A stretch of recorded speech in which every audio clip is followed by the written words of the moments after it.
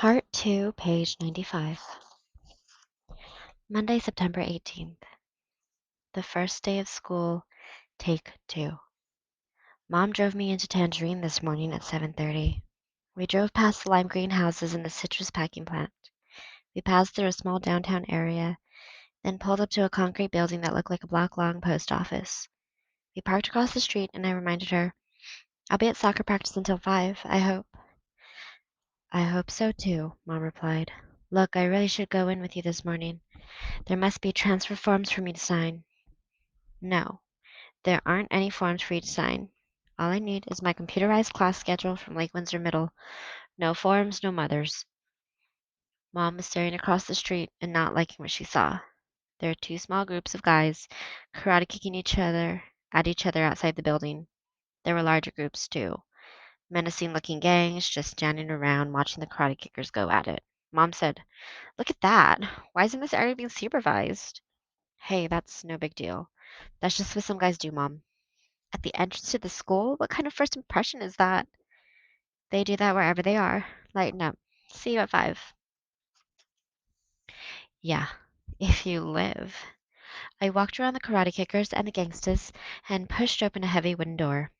I saw that I could go straight toward the first floor classrooms, or I could climb the stairs on the left toward what seemed to be the office. I went left and started up the worn marble stairs, thinking how unusual it was to find stairs like these in Florida. For that matter, the whole building was unusual. Hadn't been on the third floor of anything since we moved here. The school's office was located at the top of the first flight. The principal herself was standing just inside the glass doors. She walked right up to me and said, "I'm Dr. Johnson. Who are you?" "Paul Fisher, ma'am." "And you're from Lake Windsor Middle School, I presume?" "Yes, ma'am." She took my schedule from me and read it carefully.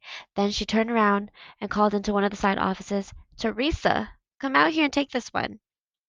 A small, skinny girl with brown hair tied back in a ponytail came out of the side room. Dr. Johnson said, "This is Paul Fisher. Paul, this is Teresa Cruz. She'll be your escort for your first day at Tangerine Middle School. She'll be your escort for your second day, too, if you want. After that, you'll be responsible for getting around on your own. But Teresa will continue to be a resource person for you, for any questions that you might have."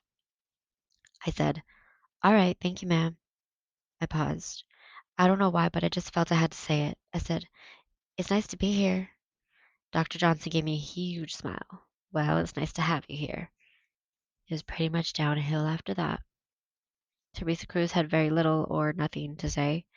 I followed her silently from class to class. She would introduce me quietly to each teacher, and we would sit down together. I tell you, it was eerie, like a science fiction story, like I had entered some kind of mirror universe. The subjects and the class times are exactly the same as in Lake Windsor Middle, but the rooms and the people are completely different. Tangerine Middle is a tougher school, no doubt about it. I got real nervous whenever we went out into the hall. If anything's going to happen to you in a school like this, it's going to happen in the hall. One big guy took his forearm and swatted me out of the way like I was some kind of gnat. But I didn't take it personally. Just kept my head down, followed Teresa, and went where I was supposed to go. My classes are all on the second floor. Basically, the third floor is entirely the sixth grade, the second floor is the seventh grade, and the first floor is the eighth grade, with a few exceptions. The first floor also has the cafetorium, which obviously doubles as the cafeteria and the auditorium. It's pretty gross. The cafetorium has a kitchen at the near end and a stage at the far end. In between are rows of wooden tables with wooden folding chairs. It's loud in there like in some old prison movie. Teresa stayed with me when we passed through the lunch line in the cafetorium. She even sat down with me to eat but not to talk. I tried to get the lowdown on some of my new teachers, the inside stuff, but Teresa wasn't cooperating. I'd say something like, "So, how's this Mrs. Potter for science?" And she'd say, "Pretty good." "How's Mr. Scott?" "Pretty good." And so on. I finally gave up and ate my lunch. But afterwards, I tried with the question that meant the most to me. "Do you know anything about the soccer team?"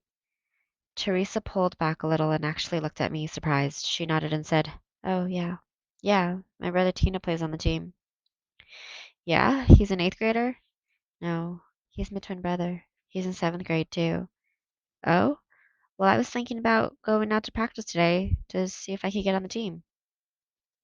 Teresa thought about this. "Yeah, you could do that. Tina won't be there today, though. He's still suspended.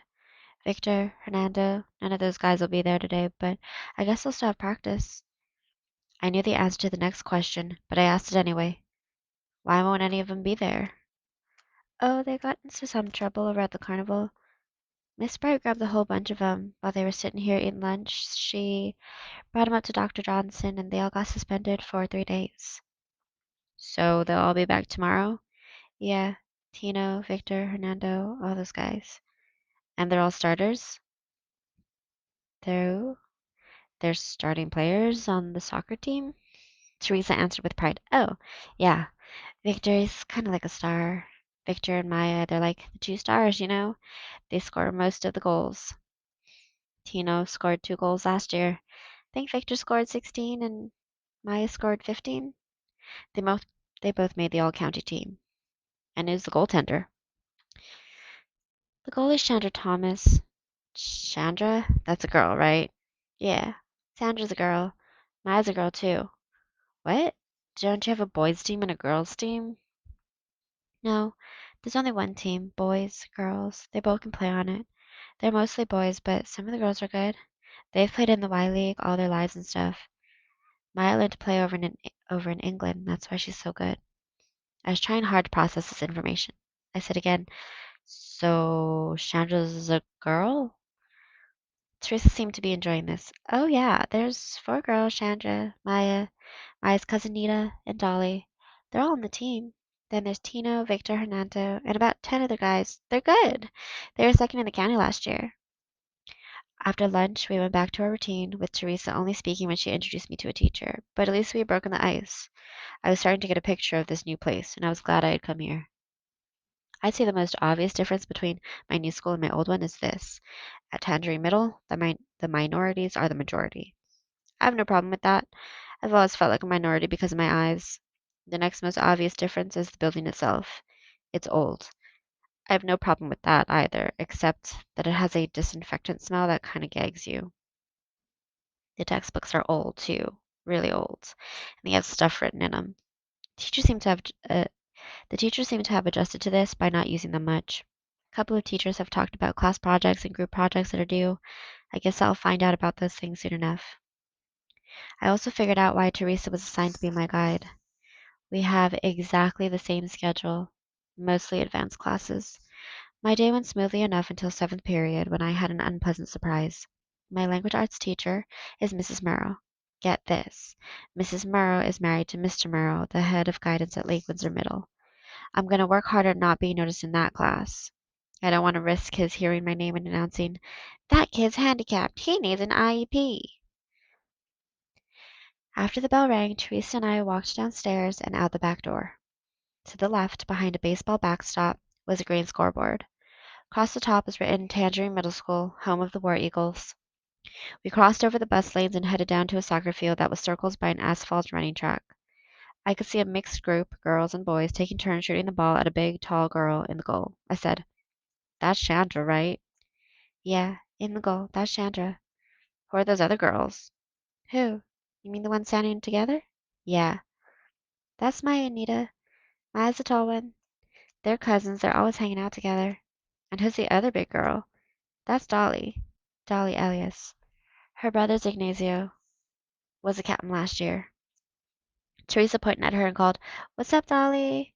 It's the first time I had heard her raise her voice. Dolly waved back. "She your friend?" "Yeah. She rides home with Louise and Tino and me." "Is Louise on the team too?" "No, no. Louise is grown up. He's our big brother. He comes and picks us all up after practice. He picks up Hernando and Victor too."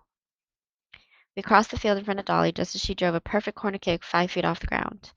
Teresa walked me up to a tall, powerful-looking woman in a maroon warm-up suit. She said, "Miss Bright, this is Paul Fish from Lake Windsor Middle School. He wants to play on your soccer team." Miss Bright had to look down to meet my eyes. She said, "How long are you going to be with us, Paul?" "3 months, ma'am. At least through the soccer season." "Uh-huh. You played soccer before?" "Oh, yes, ma'am. All my life. I was starting goalie for my last school back in Houston." "Uh-huh. Well, let me explain something to you right from Jump Street. You can be on my team, but you're not going to take the place of one of my starting players and then go back to your Lake Windsor Middle School. That's not going to happen. If you want to play backup to one of my starting players, then I'll be glad to have you. Yes, ma'am. That's what I want to do.